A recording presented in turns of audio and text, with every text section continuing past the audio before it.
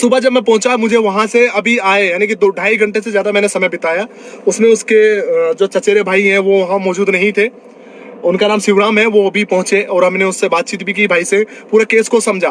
Case में कुछ ऐसी चीजें थी जिनको समझने की बहुत जरूरत थी और वो चीजें आप लोगों के साथ मैं शेयर करना चाहूंगा कि उसमें व्याप्त 4 लोग थे, जिनमें से साहिल नाबालिग है और साहिल को डॉक्यूमेंट्स के आधार पर उसे नाबालिग साबित किया जा रहा है। मैं आपको बता दूं, नाबालिग होते समय जो घटना करता है, वो जो क्राइम करता है, क्या नाबालिग क्राइम करता है वो उसके लिए जिम्मेदार नहीं है?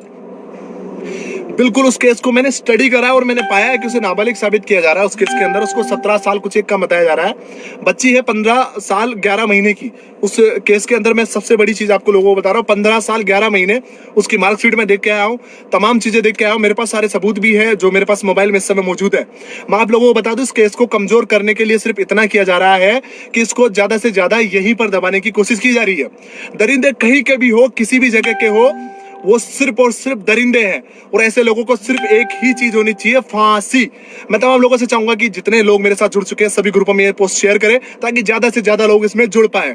मालपुरा की इस घटना ने सबको झकझोर दिया था, पूरा हिंदुस्तान में हर जगह से, हर कोने से ये खबर आने लगी थी आखिरकार क्या चल रहा है मालपुरा में, क्यों इस केस को इतना दबाया जा रहा है, क्यों इसको कमजोर किया जा रहा है। मालपुरा जाने के बाद मुझे महसूस हुआ जो लोग भी आ रहे हैं वो सिर्फ यहाँ पर इस तरीके की चीजें करने आ रहे हैं कि उनको सपोर्ट किया जाए, लेकिन मैं बोलना चाहूंगा कि सरकार की तरफ से अभी तक कोई भी वो नहीं हुआ। सिर्फ पैसे की मांग यहाँ तक पहुंचाई गई है सरकार के द्वारा, जो पैसे पहुंचाए जाने की बात आई है अभी तक। जैसे कि उस परिवार ने बताया कि 2.5 लाख रुपए पहुंचाने की बात कही गई है गहलोत साहब की। 2.5 लाख रुपए पैसे काफी होते हैं किसी ऐसे बड़े केस के अंदर, क्या इतना गरीब परिवार 2.5 लाख रुपए लेकर। और दूसरी बात आपको बताना चाहूंगा, इस केस की सबसे बड़ी कमजोरी क्या थी, वो इस केस की थी कि इस केस को डाला गया पोक्सो एक्ट के तहत। आपको सारी जो धाराएं हैं वो भी मेरे भाई से मैं आपको सबको शेयर करवाऊंगा। इसमें केस को पूरा रीड करके आया हूं, उसकी पूरी लिस्ट रीड करके आया हूं। मैं आपको बता दूं, इसको पोक्सो एक्ट में डाला है जबकि इसको फास्ट ट्रैक में जाना चाहिए था। मैं अभी भी चाहूंगा जो हमारे बहुत बड़े वकील हैं उन्होंने भी इस केस को सही तरीके से वो करने के लिए उन्होंने फॉलोअप ले लिया है और इसके जो वकील हैं वो बिल्कुल बिना कोई फीस लिए इस केस को लड़ना चाह रहे हैं। लेकिन मैं बताना चाहूंगा कि एक गरीब परिवार कब तक हिम्मत रखकर केस लड़ता रहेगा, जब 8 साल तक एक बहन को, जिसको तो पूरी दुनिया के सामने वो बात थी कि जिसको तो दरिंदों ने मार दिया था बस के अंदर बलात्कार करके, उसको न्याय नहीं मिल पाया, तो इस बहन को कैसे न्याय मिल पाएगा।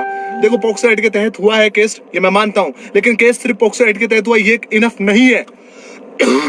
मैं बोलना चाहूंगा, मेरे जितने भाई मेरे साथ समर्थन में है, मेरे पेज पे रिपोर्ट कर दी गई है इसी नाम से। अगर आप हो सके तो आप इतना कष्ट करना कि वहां जाकर जो लोग मुझे दबाना चाहते हैं, मेरी आवाज को दबाना चाहते हैं, उनको जवाब देने के लिए आप पेज पर इसी नाम से सर्च करोगे और करने के बाद वहां जाकर सिर्फ सी फर्स्ट का ऑप्शन आता फॉलो में, जाकर वो कर लीजिएगा और उस पर रिकमेंड कर दीजिएगा ताकि वो पेज निकल जाएगा और इस पूरी लड़ाई को हम लड़ सके। देखो भाई, ऐसा है, उस केस के अंदर सबसे ज्यादा कमजोरी मैं आप लोगों को शेयर कर दूं तो वो ये थी कि इस बहन के केस को दबाने के लिए मैं आप लोगों को बता दूं कि इस केस को पोक्सो एक्ट में डलवाया गया ताकि पूरी जो लोगों की भड़ास थी, जो लोगों का गुस्सा था, वो शांत हो सके। न्याय नहीं मिला, सिर्फ उसको केस को उस डायरेक्शन में डाल दिया गया। मैं आप लोगों को बता दूं कि अगर इस केस को अभी भी फास्ट ट्रैक में नहीं डलवाया गया तो न्याय नहीं होगा। मैं आप लोगों को यह भी जाहिर कर दूं कि इस केस को दबाने में इनके इंचार्ज है वो सम्मिलित है, ये उस परिवार का कहना है। जी, मैं बिल्कुल उस परिवार से बात करके आया, उनका कहना है कि इस केस को दबाने में यहाँ के इंचार्ज शामिल है और इस केस को उन्होंने कभी भी लाइटली लिया है, उन्होंने लड़ाई की है, घर वालों को धमकाया है, ऐसे बहुत सारी चीजें विलिप्त पाई गई है जैसे कि इस परिवार से मुझे पता चला है। अब तक सिर्फ बातें वहीं से सुनी है हमने, लेकिन आज हमने बातें वहां देखी भी है। ऐसा कोई भाई है जिसे